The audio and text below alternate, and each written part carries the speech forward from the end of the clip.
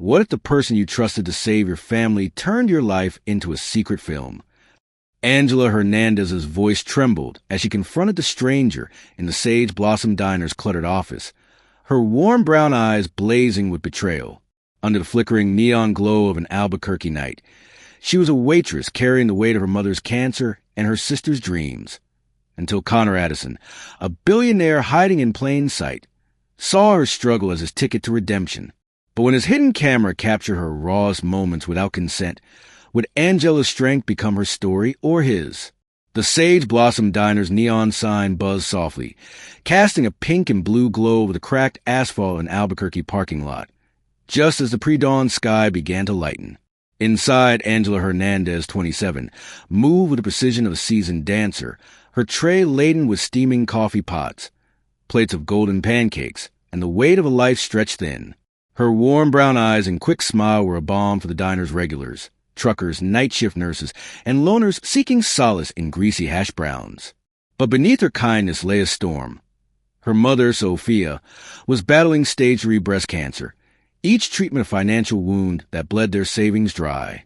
Her younger sister, Maria, 16 and brimming with dreams of college, relied on Angela's meager waitress wages that barely covered the rent for their cramped apartment, let alone medical bills or tuition. Angela's days were a blur of double shifts, hospital visits, and stolen moments tutoring Maria over algebra and chemistry. She was the family's anchor, but the weight was crushing her spirit.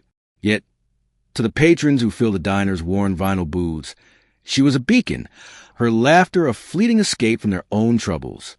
Each tip she pocketed, $2 here, $5 there, was a lifeline, counted late at night under the flickering light of her kitchen bulb. That morning, a stranger slipped into the diner, his denim jacket and scuffed boots out of place among the regulars' faded flannel. Connor Addison, 28, heir to the Addison Hotel Group, had come to Albuquerque seeking something real, something untouched by the polished artifice of his billionaire life. Tired of boardrooms, private jets, and sycophants, he craved authenticity and the Sage Blossom's unpretentious charm, its chipped mugs, its honest chatter, called to him like a siren. He claimed a corner booth, his sharp green eyes tracking Angela as she navigated the breakfast rush with quiet resilience. Her strength, her unyielding fire, captivated him. He didn't know it yet, but she would become his obsession and his unraveling. Connor returned the next day, and the next, always in that same corner booth, nursing black coffee and scribbling in a leather notebook. His tips were extravagant, $1.50 on a $10 check, $100 on a $15 tab, folded neatly under his plate with a shy smile. Angela noticed, her gratitude tinged with suspicion. Drifters didn't tip like that, not in a place like the Sage Blossom. But with Sophia's next chemo bill looming, she pocketed the cash, offering a quiet thank you before rushing to the next table. Still, the question lingered. Who was this guy?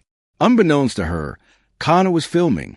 A tiny camera, concealed in his jacket pocket, captured Angela's every move. The way she knelt to clean a child spilled juice, her gentle laugh with regular complaining about the weather, the fleeting moments when her smile faltered, revealing bone-deep exhaustion. To Connor, she was a story, a testament to human strength he wanted to share with the world. He envisioned a documentary, Angela's Hope, that would raise funds for her family and inspire others to act with compassion. But he hadn't asked her permission. The secrecy felt justified, a necessary step to capture her raw, unfiltered life before she could change it for the camera. At his rented loft, a sleek space that contrasted sharply with the diner's grit, Connor reviewed the footage with Winston, his assistant of 10 years. Winston, wiry and sharp-tongued, with a knack for cutting through Connor's idealism, leaned back in his chair, arms crossed. "This is a bad idea, boss. You're filming her life like it's your movie. She's not a character. She's a person. I'm not exploiting her," Connor insisted, his voice tight with conviction. Her story could change lives. Raise money for her mom's treatment, Maria's college. Isn't that worth it? Winston's brow arched, his skepticism ablaze. Worth it to who? You're the one holding the camera, not the one being watched. What happens when she finds out? The word stung, planting a seed of doubt in Connor's mind. His intentions were pure, or so he told himself, but the secrecy grew heavier each day. He resolved to tell Angela soon, but not yet. He needed more footage, more moments to make the world care. So he kept filming, each frame a step deeper into a moral gray zone, each click of the camera a silent betrayal. Weeks passed, and Connor became a fixture at the Sage Blossom. Angela grew accustomed to his quiet presence, his questions slipping past her carefully built defenses. One slow afternoon, as she refilled his coffee, he asked, "Maria's science fair, how'd it go?" Her face lit up, a rare moment of unguarded pride. She won first place, built a model solar panel that actually powered a light bulb. She's got her eyes on college, but it's a long shot. Connor leaned forward, his coffee untouched. "How do you do it, Angela? Keep going with all this on your shoulders." She shrugged, wiping down the counter with a rag that had seen better days. "You don't stop when people need you. You just keep moving." Her words hit Connor like a revelation, fueling his obsession. That night, he watched the footage again, Angela counting tips in her dimly lit apartment, her fingers trembling as she sorted coins, Angela reading to Maria while Sophia slept in a hospital bed, her voice steady despite the strain, Angela crying alone in the diner's alley after a 14-hour shift, her sobs muffled by the hum of a distant freeway. The guilt was suffocating, a vice around his chest. He couldn't keep this secret any longer. The next morning, he caught Angela before the breakfast rush, his hands clammy, his heart pounding. "Can we talk?" "Somewhere private." Her brow furrowed, but she nodded, leading him to the diner's cluttered office, a room barely bigger than a closet, stuffed with boxes of napkins, old menus, and a flickering fluorescent bulb that buzzed like a trapped insect. There, Connor spilled everything. The camera, the footage, his plan for a documentary to fund her mother's treatment. Angela's face went still, her eyes narrowing, then blazed with fury that made Connor step back. "You filmed me," she said, her voice low and dangerous. "My life, my pain, my family, without asking? Who gave you the right to turn my struggle into your story?" "I thought I could help," Connor stammered, his voice breaking. "I saw your strength, Angela. I wanted to share it, to raise money for your mom, for Maria." "Help?" she snapped, her voice a whip that cracked through the tiny room. "You don't help someone by stealing their story. You don't know me, Connor. You don't know what it's like to have nothing, to fight for every dollar, to pray your mom wakes up tomorrow. Get out." Connor left, the door's bell jangling like a mockery of his good intentions. That night, Angela sat with Maria and Sophia in their cramped living room, the weight of betrayal heavy in the air. Maria, practical and fierce, broke the silence. "If he's offering money for Mom's bills, maybe you should hear him out. We can't afford pride right now, Angie." Sophia, her voice frail from chemo but steady with love, reached for Angela's hand. "Trust your heart, Mija. It's never steered you wrong." But Angela's heart was a battlefield, hurt warring with necessity, anger clashing with a faint hope of relief. She needed answers, someone to cut through the fog. That's when she turned to Elizabeth Harrington. Elizabeth Harrington's adobe home was a sanctuary of calm, its walls lined with books, photos, and mementos from her decades of philanthropy. Over chamomile tea, Angela poured out the story, her hands trembling around the mug as she recounted Connor's deception. Elizabeth, her silver hair catching the morning light through a stained glass window, listened with the patience of someone who'd seen the world's best and worst intentions. "He's a fool, but he might mean well," Elizabeth said, her voice steady but firm. "If you want to use this opportunity, protect yourself, get a contract. Control the story, control the footage, control how it's used. You're not a victim, Angela. You're a force." With Elizabeth's guidance, Angela drafted a contract. Full consent over the footage, final edit approval, a clear timeline for the fundraiser, and clauses ensuring her family's privacy and dignity. She met Connor at a quiet park, the papers clutched in her hand, the desert wind tugging at her hair. "I don't trust you," she said, her voice like steel. "But my family needs this.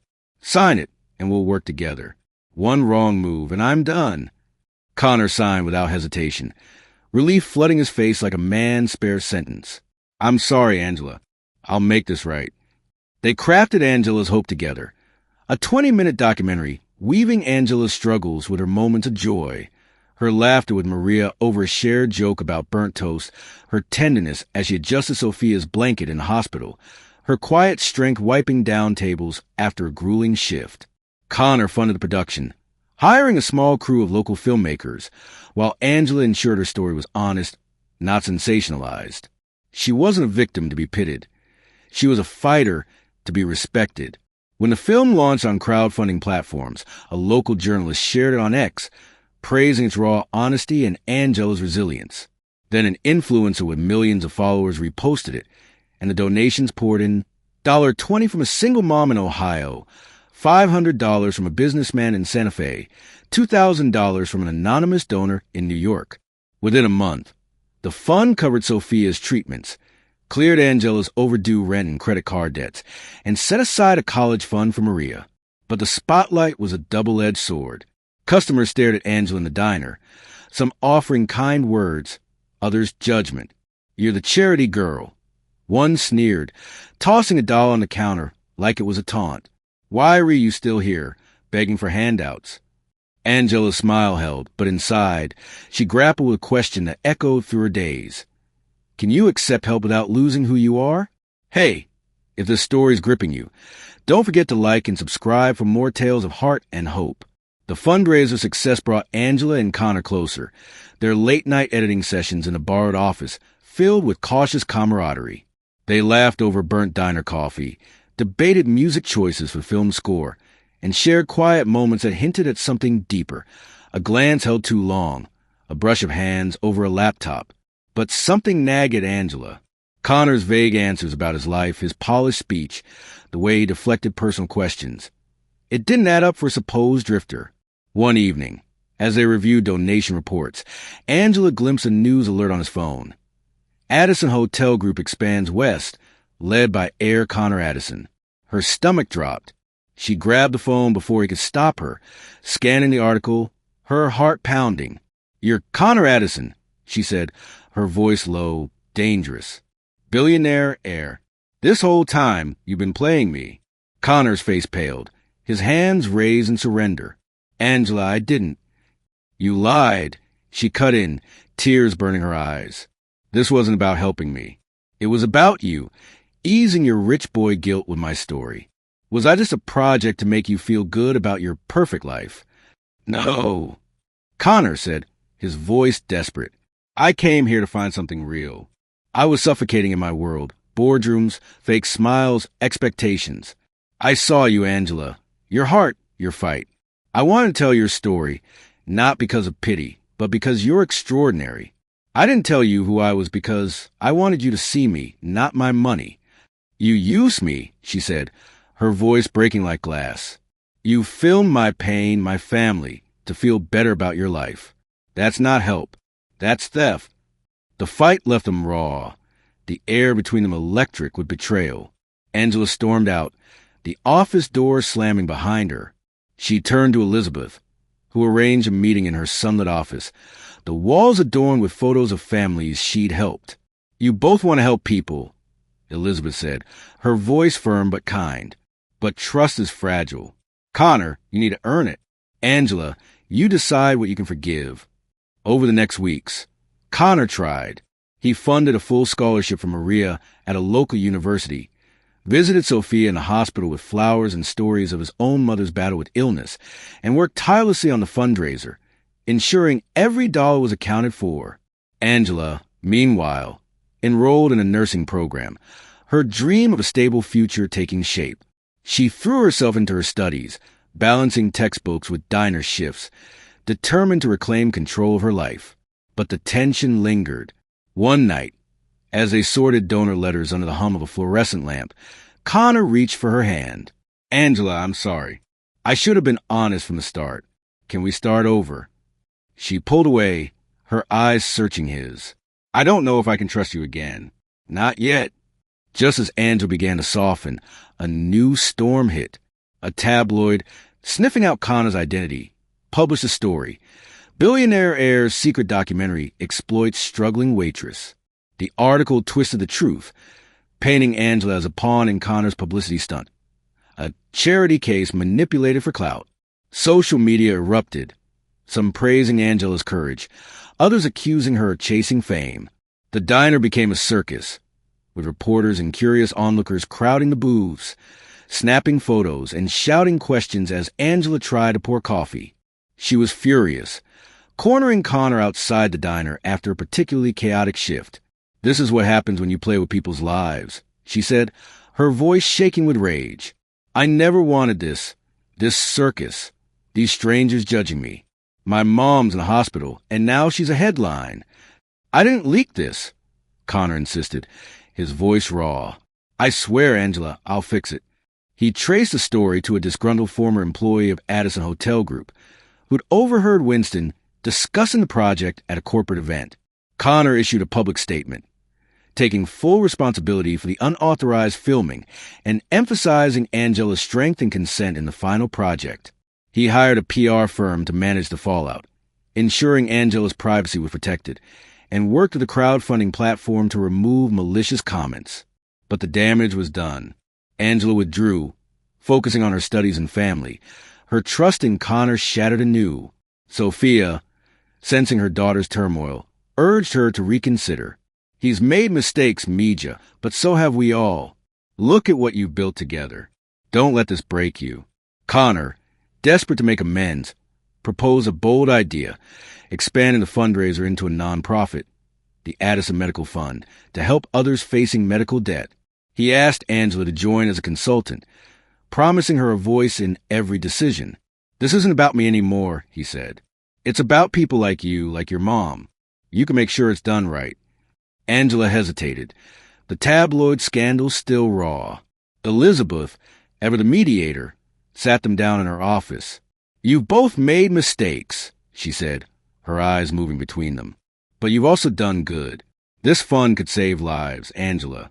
You could shape it, make sure it's honest, ethical. Isn't that worth trying?" Angela agreed, but with conditions: complete transparency, strict ethical guidelines, and no more secrets. Together, they built a fund. Angela's insight shaping its mission prioritized dignity over charity. She vetted every grant application, ensuring families were treated as partners, not projects.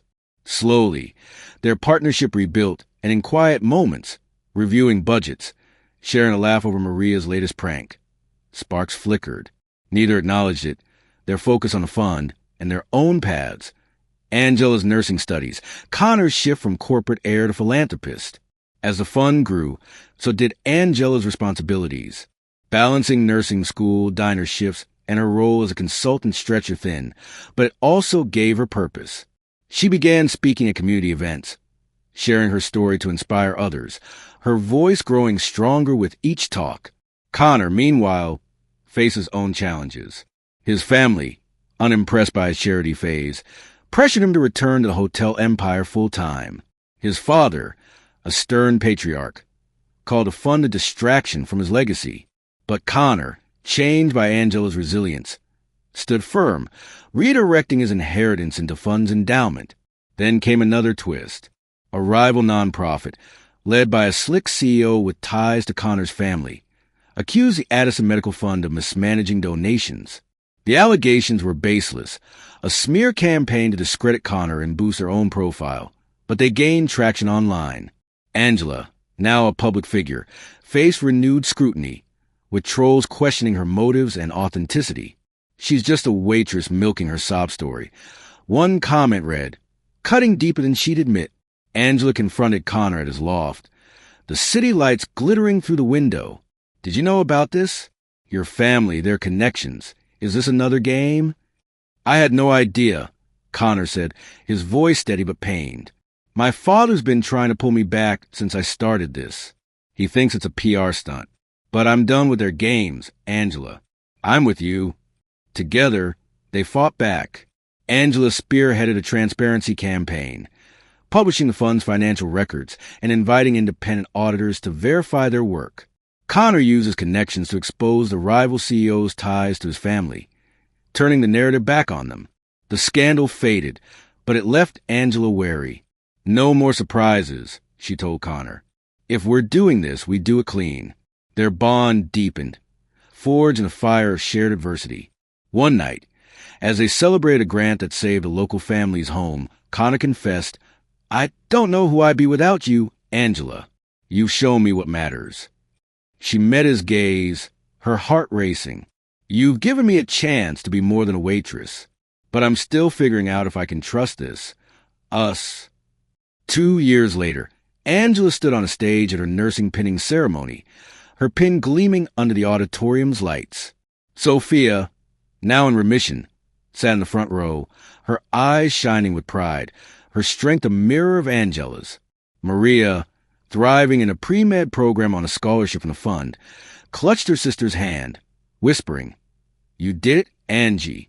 Connor was there, filming openly, his camera no longer a secret, but a celebration of Angela's triumph. The Addison Medical Fund had grown into a national force, helping hundreds of families with medical debt. Each grant a testament to Angela's insistence on empathy and transparency. She'd become its moral compass, ensuring every decision honored the people it served. Connor, embracing his wealth's potential, had stepped away from the hotel empire, his name now synonymous with compassionate leadership. His family, begrudgingly, acknowledged his impact, though they still called him reckless. Their bond, once fractured by deception, had evolved into a partnership of mutual respect and unspoken attraction. In stolen moments, over coffee at fund meetings, during late-night strategy sessions, there was a promise of something more, but both held back, their priorities clear. Angela's career and family, Connor's mission to redefine his legacy. As Angela accepted her pin, she met Connor's gaze and smiled. Not for the camera, but for him. The question that once consumed her, "Can you accept help without losing who you are?" had an answer, yes, when the help is rooted in truth, respect, and shared purpose. 3 years after that fateful morning in the Sage Blossom Diner, the neon sign still glowed under Albuquerque's starry sky, a beacon for weary travelers and locals alike. Angela, now a registered nurse in a bustling hospital, worked with a quiet confidence, her days filled with purpose. She still stopped by the diner on weekends, trading stories with old regulars, her laughter brighter, her burdens lighter.